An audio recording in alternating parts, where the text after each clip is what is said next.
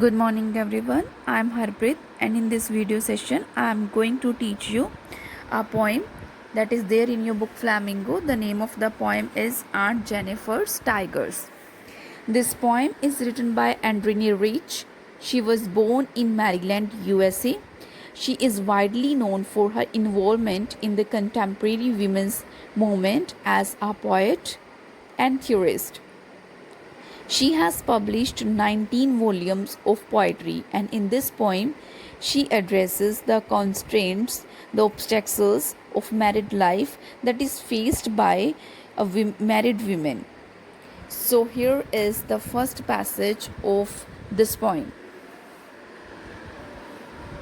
Aunt Jennifer's tigers prance across a screen, bright tops of denizen of a world of green.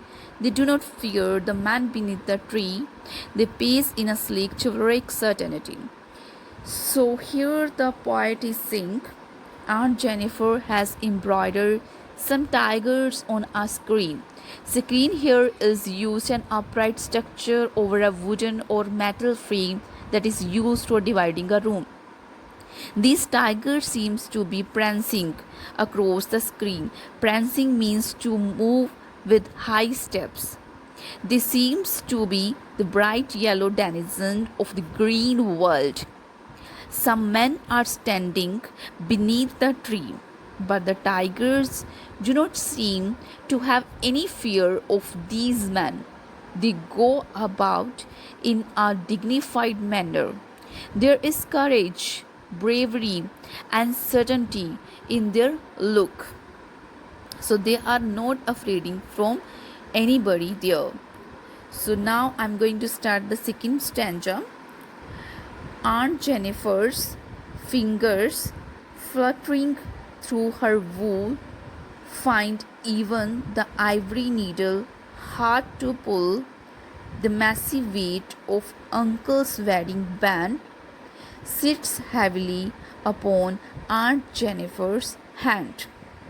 Here, the meaning of fluttering is moving lightly and quickly, and the massive of great size. Wedding band is used for wedding ties.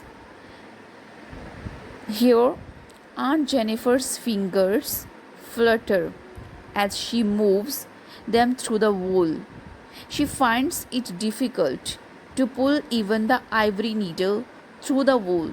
Ivory needle that is made of elephant tusk. The massive weight of Uncle's wedding duties and constraints sits heavy upon Aunt Jennifer's hand.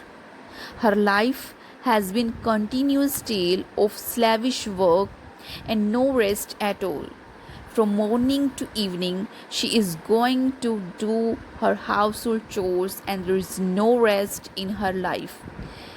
Even she is doing the work like a slave and with no rest at all. So here is the third stanza. When Aunt is dead, her terrified hands will lie still ringed with ordeals she was mastered by. The tiger in the panel that she made will go on prancing, proud and unafraid. Terrified means frightened, and ringed with, surrounded by. Ordeals that is difficult or painful experience. Here Aunt Jennifer's daily chores will not leave her even when she is dead. Her hands will be ringed with the things she was in the process of making. It was these chores that had mastered her all her life. The tigers she made in the panel will still go on prancing, and they will be proud and unafraid, but poor Aunt Jennifer, who created them, will be lying lifeless and would be gone forever. Here, the tigers are the denizens of world of green, and they love to live in the natural habitat, which is the forest. The two main symbols used in the poem are the tigers and screen. Tigers represent the creative energy of women, and screen represent the range on which that creative energy works.